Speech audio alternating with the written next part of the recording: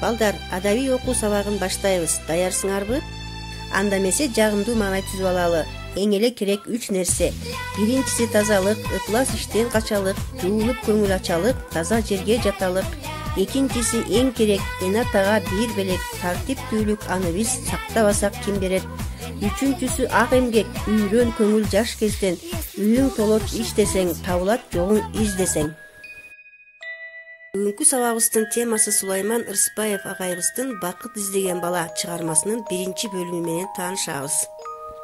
Сабагыбыздын максаты чыгарма жөнүндө түшүнүк алабыз, сынчыл ой жүгүртүп өз оюбузду айтууга үйрөнөбүз. Башкы каарман көнүгүүсү менен иштеп, адилеттүүлүккө, калыстыкка, сый мамиледе болуу эмне экенин үйрөнөбүз.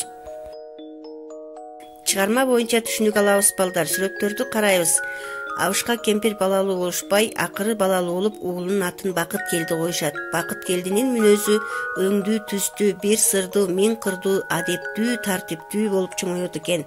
Бакыт келди ата-энесинин коюн кайтарып жүрүп, таш жастанып уктап кетет. Ал уктап жатса түшүндө кандайдыр бир ак куш келип түш көрөт.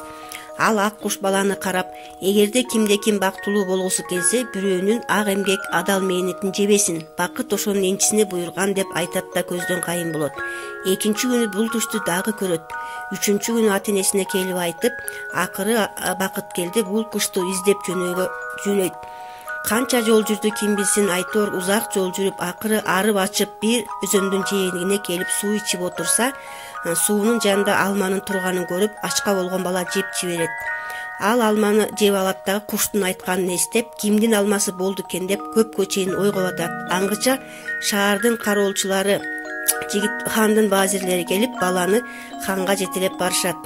Алар кимсиң, кайдан келдиң, эмне истеп жүрөсүң деген сыяктуу суроолорду беришет. Акыры баланы ханга алып барышат. Хан болсо, сен ким болсоң да, кандай болсоң да, менин алмамды менин уруксаатым жок жеп алдың. Ошон үчүн сен менин колумда өмүр бою кызмат кыласың деп баланы алып калышат.